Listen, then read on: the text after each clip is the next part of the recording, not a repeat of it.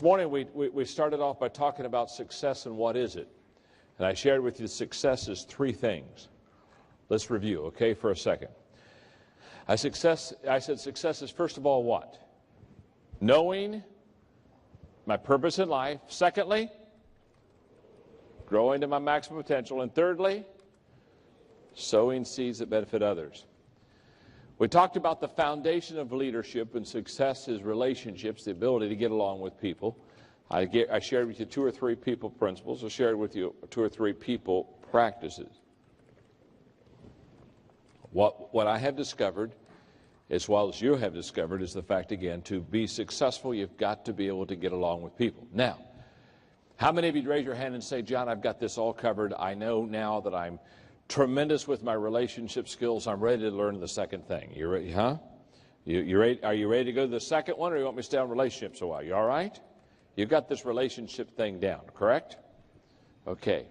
And I know when you get the book, Winning with People and 25 Ways to Win with People, I know that you're not getting it for yourself, but you're getting it for somebody who really needs that book, right? Okay?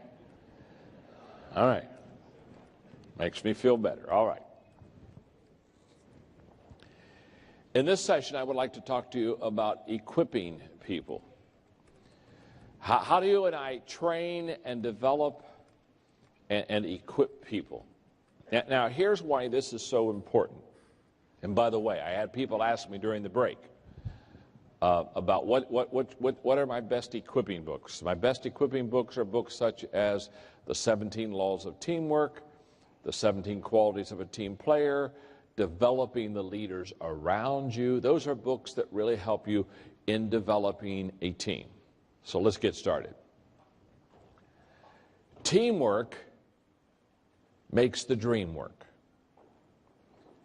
So therefore, when people come to me and they say something like, I have this dream, I would like to accomplish this. Boy, would I really want to build a company. I want to build my business. I want to help people. Whenever they come up and they begin to talk to me about their dream, I always listen with interest, because I want your dreams to come true. I want your dreams to come true, your dreams to come true. But when I ask them and I listen with interest, one of the first questions I ask them when I have an opportunity is, talk to me about the team that you have. Because here's what I've discovered. Let me define a nightmare. A nightmare is a big dream and a bad team. Are you with me? In other words, from a 1 to a 10, if you have a 10 dream and you have about a 2 team, you're in trouble. And I see it happen all the time. Now, here's the way that it should work. Here's the way this should truly work in your life and in my life. In the beginning, the dream is always bigger than the team. It's always better than the team, because we get the dream first. Isn't that true? So therefore, there's nothing wrong with having your dream a little bit bigger and a little bit better than your team. Where the problem is if your dream keeps growing, but your team doesn't. So what you've got to do is you've got to ask yourself a very simple question. Does my team match my dream? If from a 1 to a 10, again, as I share with you, I have a 10 dream, but I have about a 2 or 3 team. Let me tell you something. Your dream will only be realized based upon the team that you have around you.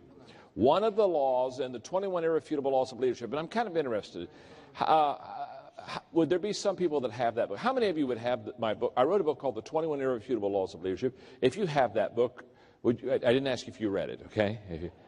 I didn't do that. I'm not that bold, okay? But if you have that book, would you raise your hand? Huh? Oh, a lot of you. Whoa, wow, my mother would be proud, okay? Okay. In the 21 Irrefutable Laws of Leadership, one of the laws is the law of the inner circle. The law of the inner circle says those who are closest to you determine the level of your success. That's a tremendous law. In other words, if you've got 3 or 4 people that are real close to you, around you in your business, they're going to make you or break you. They're going to bless you or curse you. Those people that are closest to you, they are either your greatest asset or your greatest liability. So your ability to develop a team around you is very important to the success of realizing your dream. Now let me share with you how this has all evolved in the last 3 decades. In the 1980s, in business, the key word was management. Peter Drucker, the great management guru, was writing books on management, and people were saying, I've got to learn how to manage my company. I've got to learn how to manage my business. I've got to learn how to manage myself. And in the 1980s, management was a key word. I had the privilege in the 1980s of having Peter Drucker mentor me. And management was a very important word. But in the 1990s, business people started going from the word management and books on management to books on leadership. And here's why. Management assumes everything will stay the same. Leadership assumes everything will change. They're 2 totally different animals. And in the 80s, when things were more stable, people said, I've got to manage this. I've got to make sure that I have control over it. In the 90s, all of a sudden, they said, my goodness, it's getting out of control. I've got to learn to lead. I've got to get out in front of it. So leadership became the key word of the 1990s, and that's when I kind of got onto the scene and started writing leadership books and helping Fortune 500 companies really get their hands around how do you lead a company.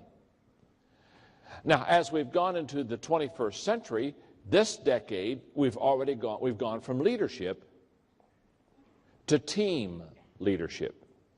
The key word now, I mean, every time almost in the States that I'm asked to co-speak, they would say, John, talk to us about how do you develop a team of leaders? How do you develop a leadership team? And the reason for that is because we now realize that one person cannot lead effectively everything. Let me explain. About 6 years ago, when I wrote the 21 Irrefutable Laws of Leadership, for 2 years in the States, I lectured all over the country on that subject, the 21 Irrefutable Laws of Leadership. What that book did is it helped people understand that if you're going to lead, you've got to be able to do more than just one thing. You see, people used to think that leadership was vision, so they would say, well, if you can cast a vision, you're a good leader. Well, all of a sudden they realized, well, you have to be able to cast a vision, but you have to be able to do 20 other things too. So when I wrote the 21 Irrefutable Laws of Leadership, it became very apparent that if you're going to lead effectively, one of the first things you're going to have to do is you're going to have to develop a team of leaders. You're going to have to develop a leadership team. For example, I wrote the 21 Irrefutable Laws of Leadership, and 5 of the 21 laws I am average or less in. Okay? For example, one of the laws that I'm below average in is the law of navigation. The law of navigation says anyone can steer a ship, but it takes a leader to chart a course. I am not a good navigator. I'm big picture. I don't want to do the day-to-day navigation. I've got people around me that do all the day-to-day stuff, but I don't want to do that. I'm not a very good leader. And so therefore, I have all of my companies in one building in Atlanta, Georgia. And so therefore, when we outgrew our building and we had to go to another building, I stood up in front of all 3 companies. I brought them all together and said, we're going to have to relocate over the next 6 months to another building here in the city. And I said, you know that I'm not good at navigation. I'm not a navigator. So I brought Frank up and I said, Frank will be doing the navigating. And as soon as all the companies realized I wouldn't be doing the navigating, they started to clap and cheer, and they're saying, yay, oh, good. Yeah, wow, thank God, John's not going to lead us here. Woo! We were worried. We figured we'd be in the ditch with him. So I brought Frank up, and I said, now, Frank's going to do the navigating. He's going to do the leading. I'm not going to do the leading. Now, I own the companies. I'm the founder. Doesn't matter. I'm not a good navigator. See, you've got to know what you do well. You've got to know what see, as a leader, you don't get paid to carry the ball. You get paid to know who to give the ball to.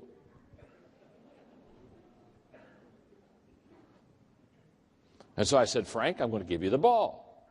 You're a better navigator. You're a 10 on navigation. I'm a 1. So Frank will be navigating. So I brought Frank up. Everybody clapped. I said, now, Frank, what that means is I'll follow you. See, leaders are not only leaders are also followers. And I said, because he's a better leader than I am in navigation, I said, Frank, I'll follow you. And I said, is there anything you want me to do in helping us in relocation? He said, yes. He said, I have one request. I said, what is it? He said, promise not to come to any of our meetings. And I raised my right hand and said, okay, I promise I won't come to any of your meetings. And everybody cheered. Oh, thank God he's not coming to the meetings. Okay, we're going to be okay. And I didn't. I didn't do anything. The day we moved into the offices, Frank picked me up in the car, took me to to our new building, and walked me in and said, "This is your office. Thank you very much." Now, why didn't I lead that effort? Because I'm not any good at that area. Now, you see, when I wrote the 21 Irrefutable Laws of Leadership, all of a sudden people began to realize you can't do all 21 things well. You're good, but you're not that good. In fact, I was speaking to 200 CEOs of companies in the States. They had this President's Day, and it was just CEOs and me.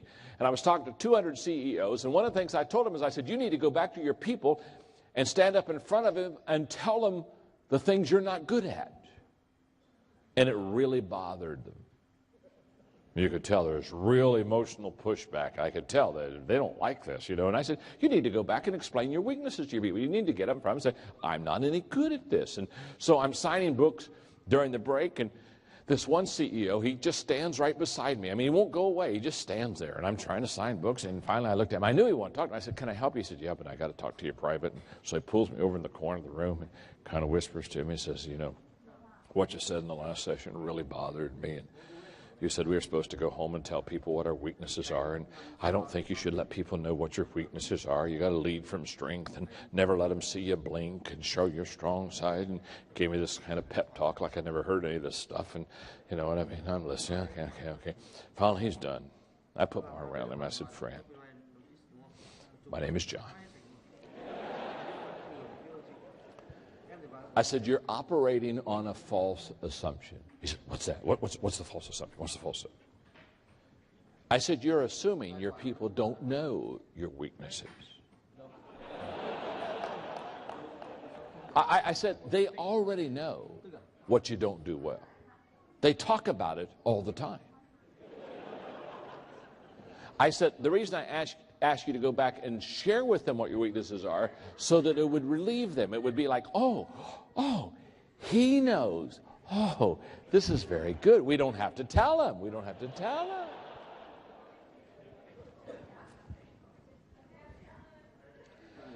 So I'm doing this lecture, this series of lectures on the 21 Laws of Leadership throughout the States.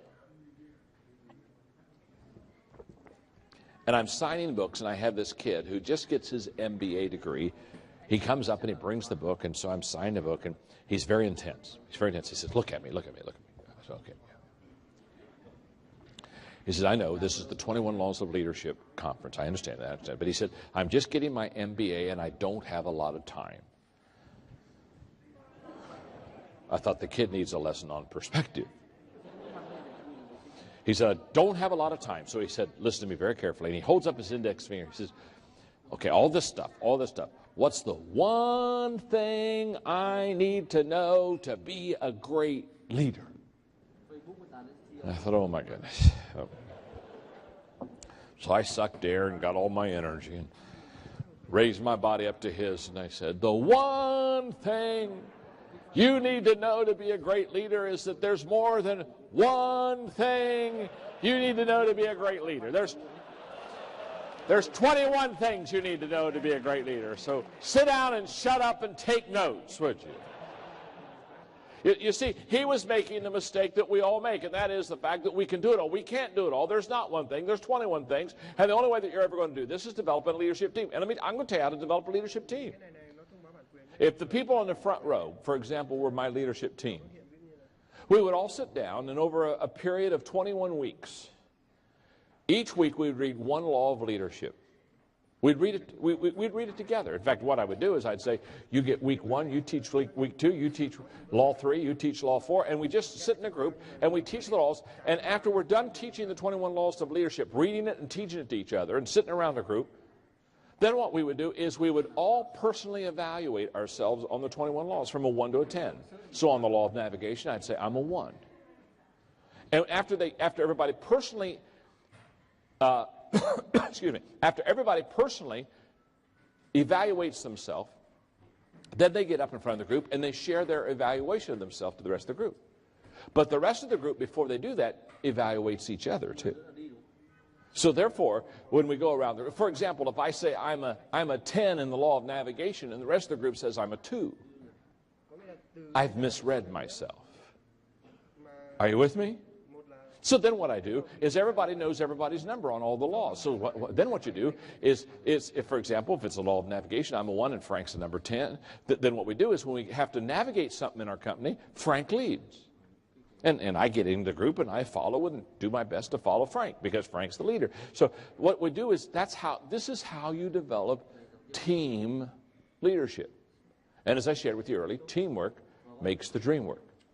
Here's the key. As a leader, being successful, you've got to be able to take the vision, the dream, and you've got to be able to take it from me to we. In other words, you've got to get buy-in of the dream. One of the 21 irrefutable laws of leadership was the law of buy-in. And the law of buy-in says that people buy into the leader before they buy into the dream or to the vision. And that's very true. So you've got to have buy-in. They've got to buy into you. They've got to buy into the dream. And then you've got to share the load with the leaders. And here's why you have to share the load. This is why you've got to develop teams. This is why you've got to equip people.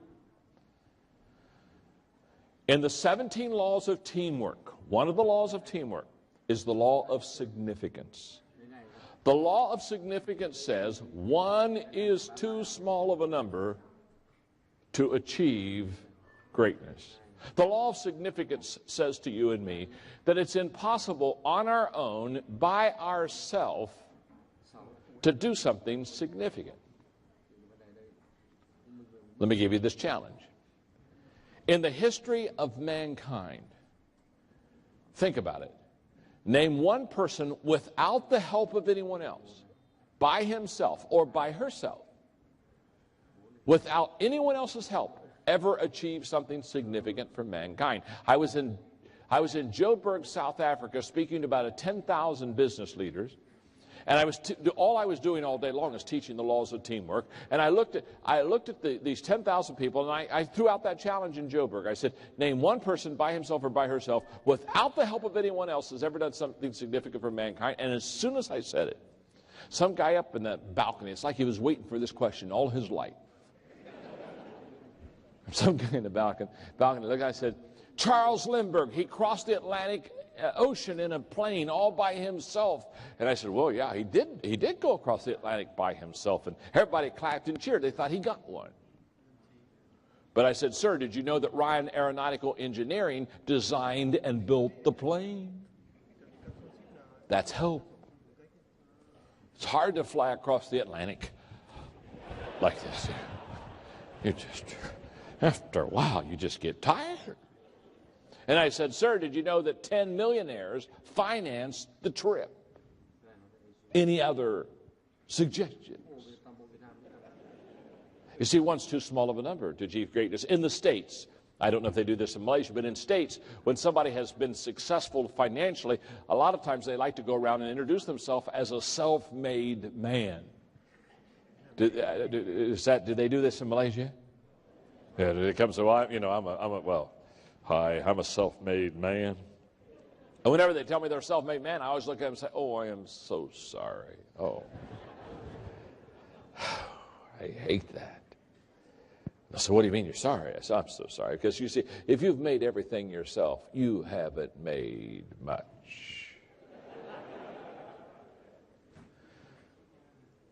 I keep with me this card. It's called The Indispensable Man, and it sums it up for me. It says, sometime when you're feeling important, and sometime when your ego's on bloom, and sometime when you take it for granted that you're the most qualified person in a room.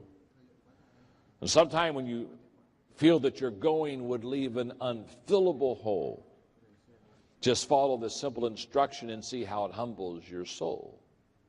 Take a bucket and fill it with water.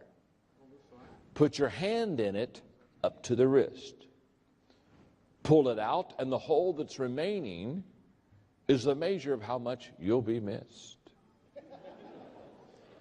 You may splash all you please when you enter, and you can stir up the water galore, but stop and you'll find in a moment that it looks quite the same as before. The moral of this quaint example is do the best that you can. Be proud of yourself, but remember, there's no indispensable man. And there isn't. I'm not, and you're not. So if you're going to do something significant, you've got to do it with others. You've got to develop a leadership team. You've got to develop a team around you. Let me explain it this way. In the 17 laws of teamwork, one of the laws of teamwork is the law of Mount Everest. The law of Mount Everest says, as the challenge escalates, the need for teamwork elevates. The law of Mount Everest says that the bigger the challenge you have before you, the better team you need to have around you. So if you've got a big challenge in front of you, you've got to get yourself a good team around you. If you're going to climb Mount Everest, you've got to have a good climbing team. It's the biggest mountain in the world. You just can't climb that by yourself. I mean, how foolish would I be if I looked at you and said, boy, I'm having a great time here in KL today, and you know what I'm going to do? As soon as I'm done speaking today, I'm going to jump on a plane and I'm going to fly to Nepal. And I've always wanted to climb Mount Everest, so I've got my shorts and my sneakers. And I've got a couple days before the weekend, and I just thought I would just kind of run over there and run up on the top of Mount Everest and, plant a flag, you know what I mean, and take a picture and go back down. You say, that's the dumbest man I've ever heard. He can't climb Mount Everest by himself, which I can't. You see, that's like a person with a big dream acting like they don't need people around them. I have something else I want to share with you. I love this. This is the story of a bricklayer who tried to move 500 pounds of bricks from the top of a 4-story building to the sidewalk below. And the problem is he tried to do it all by himself. And what I have here are his own words taken off of his insurance claim form. He said it would have taken too long to carry the bricks down by hand. So I decided to put them in a barrel and lower them by a pulley which I'd fastened to the top of the building. So after tying the rope securely at ground level, I then went up to the top of the building. I fastened the rope around the barrel, loaded it with bricks, and then I swung it out over the sidewalk for the descent. Then I went down to the sidewalk, and I untied the rope, holding it securely to guide the barrel down slowly. But since I weigh only 140 pounds, the 500-pound load jerked me from the ground so quick that I didn't have time to think of letting go of the rope. So as I passed between the second and third floor, I met the barrel coming down. And this accounts for the bruises and the lacerations on my upper body. I held tightly to the rope until I reached the top, where my hand became jammed in the pulley. This accounts for my broken thumb. At the same time, however, the barrel hit the sidewalk with a bang, and the bottom fell out. With the weight of the bricks gone,